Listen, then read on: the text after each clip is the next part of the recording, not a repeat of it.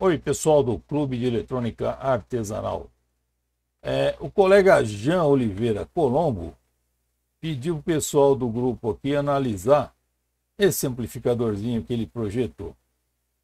Então, como eu gosto do assunto, eu já mergulhei de cabeça no bicho aqui e eu tenho boas e más notícias para o Jean. As boas notícias. Uma é que o desenho está bem razoável. Até interessante que ele fez aqui. Ele usou um amplificador linear com um transistor e pendurou nele aqui um buffer de corrente. Normalmente é isso mesmo. Você tem um buffer de corrente, é um circuito que tem ganho 1, mas que aguenta manipular a corrente. É o circuito de saída do amplificador de potência. Ele tocou aqui como parte desse amplificador de um transistor. A outra boa notícia é que os cálculos dele estão bem razoáveis.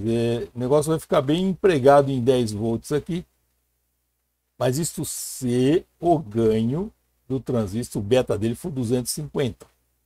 Se for maior, a tensão cai, se for menor, a tensão sobe. É muito, coisa de meio volt, 1 volt, por aí. Mas já dá diferença. Agora vamos. Então, nesse ponto, ele acertou nas contas. O negócio até teria chance de funcionar, não fosse alguns probleminhas. Primeiro problema, com esses valores, são muito baixos esses valores. Com esses valores, a corrente coletor desse transistor vai ser 65 mA. Como ele vai ficar com quase 10 volts no lombo, o coitado vai fritar com 650 miliwatts. Para ter uma ideia do que isso representa, um chip que tem aquela bundona de lata ali, que ajuda a dissipar, ele já atinge mais de 100 graus se você tocar 2 watts de dissipação. Agora você imagina um BCzinho, corpinho dele de epóxi, sem dissipação nenhuma, com 1/3 dessa potência. Ele ia fritar. E aí, esquentando, ia mudar muitas características, não ia manter bonitinho. O negócio começar a variar, até ele queimar já teria mudado bastante. Bom, então esse é o problema. Esses valores primeiro, eles são muito baixos. Segundo, são valores que não são padrão, não existe não se acha por aí na Santa Efigênia da vida. E ele está impondo uma corrente muito alta aqui para esse camarada. Outro problema, potência de 40 watts, nem a pau. Aqui, com muita sorte, ele chega em... Deixa eu ver, eu tenho aqui fiz uma tabelinha. Ele chegaria a 7 watts no máximo. Por que isso? Como é que a gente calcula a potência? Primeiro a gente pega aqui, a gente tem que ver a excursão de saída. Qual que seria a excursão? O máximo que ele vai chegar aqui vai ser nos 20 volts menos 1.4, que é a queda que tem nessas duas bases aqui, né? Esse DAR, então aqui. Então pronto, já ia bater lá em cima em 18.6 volts, o máximo que ele ia chegar no positivo. Mas no negativo é pior, porque tem resistor de emissor aqui. Então, quando esse cara começa a conduzir mais, ele sobe a voltagem aqui, desce, que é em direção negativa, ao terra, né? Ele desce, mas sobe aqui também. Então chega um ponto que as duas trombam. A voltagem aqui fica igual a voltagem do coletor, ou poucos milivolts abaixo da voltagem de coletor. Nesse ponto, ele não consegue passar, ele satura. Ele trava ali. E nesse caso aqui, é 3.6 volts, quer dizer, a excursão de saída aqui iria de 3.6 volts até 18.6. Isso pico a pico. Mas, daria então 15 volts pico a pico, né? 18.6 menos 3.6.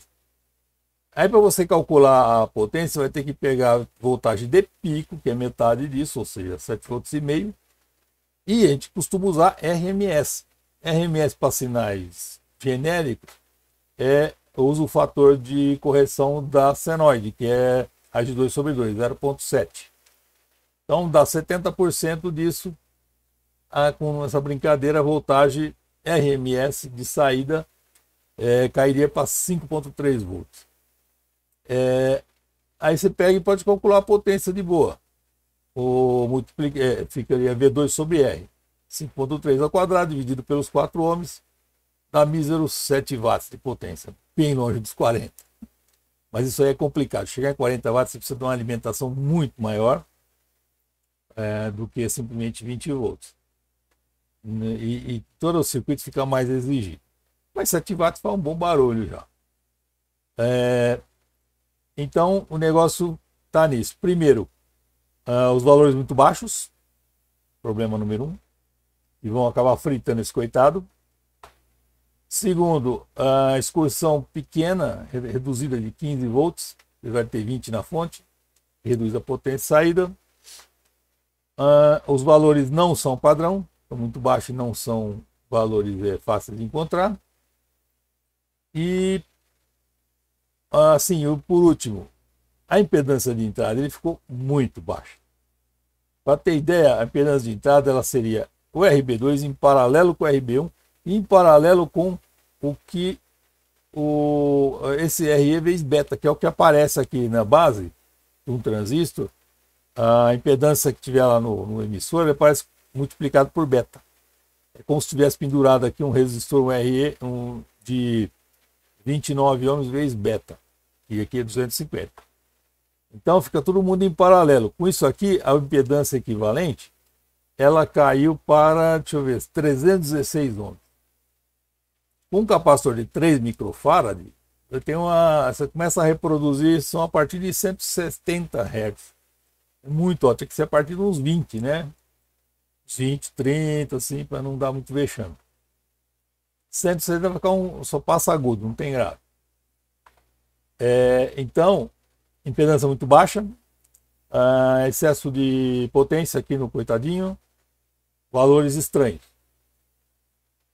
Mais uma coisa, o ganho dele é muito baixo, porque o ganho desse circuito seria RC sobre RE. Essa parte de saída aqui, ela é ganho 1. Então, o que você vai sair é o que você aplicar aqui nessa entrada, aqui no coletor do transistor. Aqui o ganho é de 4,5. É esse dividido por esse. 4,5. Então, você vai ter que botar uns 4 volts aqui para chegar a toda a excursão. Não adianta botar mais do que isso que vai saturar, porque a excursão está reduzida. Então tem esses probleminhas aqui.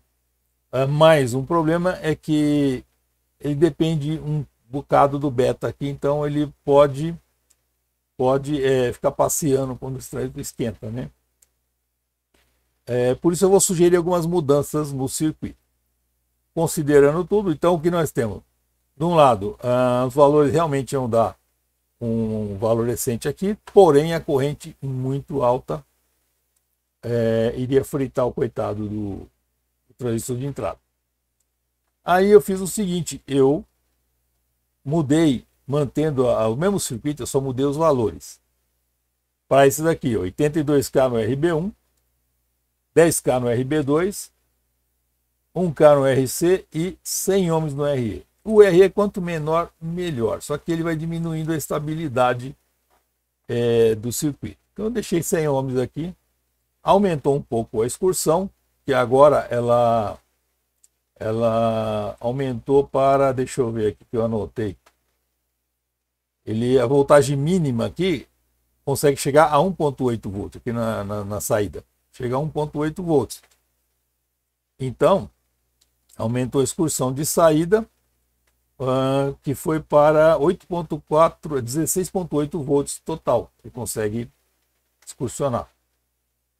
Isso daí vai dar metade de 8,4, vezes o correção RMS, 70%, vai dar 5,9 volts RMS. A potência subiu para 8,8 watts. Não é lá essas coisas, mas dá para o gasto. Não vai encher o saco dos vizinhos também.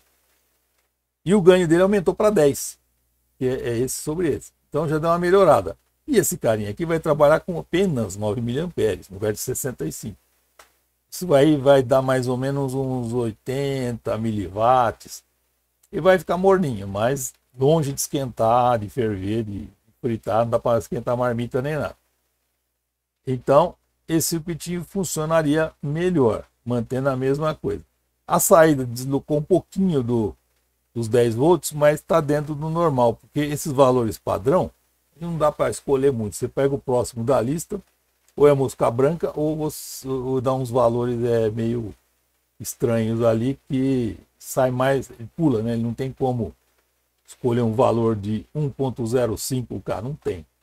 Aqui, por exemplo, é 1K, próximo seria 1.1, que já é da série E24, que é mais difícil de achar. E o outro da série E12 já seria 1.2K. Então ele dá uns pulos meio altos, então não consegue fazer um negócio muito fino. Mas fica bom desse jeito aqui. Certo? Essa daqui, então, seria a minha sugestão de mudança de valores, mantendo o circuito igualzinho. Eu, na verdade, preferia fazer uma coisa um pouco diferente, que é isso aqui. É o mesmo circuito, só que no lugar do resistor de 82K tá ligado lá, no 20 volts, ele é ligado na saída. E aqui eu tirei o 100R, eu botei o Q2 direto emissor no terra, para aumentar ao máximo o ganho dele. E aí, botei um K aqui também, mas tanto faz, 10K, 1K, nada mesmo. E aqui ele está com divisor de tensão. Aumentei esse cara para 2K2 para compensar. Resultado, você tem realimentação aqui, ela mantém, ela luta contra variações de voltagem, qualquer coisa, ela tende a manter mais do que, por exemplo, subir para 22 volts, provavelmente ele vai seguir razoável aqui a proporção, ele não vai afastar muito de VCC sobre 2, que é o ideal. É o mesmo circuito, só que eu peguei, no lugar de ligar essa entrada ali, eu toquei na saída para pegar uma realimentação e coloquei mudei esse carinha para 2K2, que aí fica tudo como antes no quartel de Abreu. O negócio fica equilibrado, vai dar mais ou menos meio VCC. Não cheguei a calcular, fiz no zoiômetro, não calculei precisamente, mas é por aí mesmo. Então essa é uma pequena mudança que ajuda, porque aí você está pegando realimentação negativa da saída. O ganho aqui ele foi para 9. No lugar de 10 ele caiu para 9, porque ele, no caso, ele passa a obedecer aquela lei que ele dá R2 sobre R1 mais 1. É uma realimentação, o ganho dele passa a ser isso. O ganho isolado do carinha aqui é muito maior, porém a realimentação força ele a entrar nos eixos e reduz distorção, reduz variações, passeios aí, em função de temperatura. E esse cara ia trabalhar mais tranquilo ainda, que ele ia passar agora a 4,5 miliamperes, por aí. Então essa seria uma sugestão para ficar mais convencional. Apesar que a sua sacada lá é interessante. Ele é um amplificador linear, mas a realimentação dele é feita aqui no emissor. Considere isso como sendo uma realimentação. Por isso ele é bastante linear.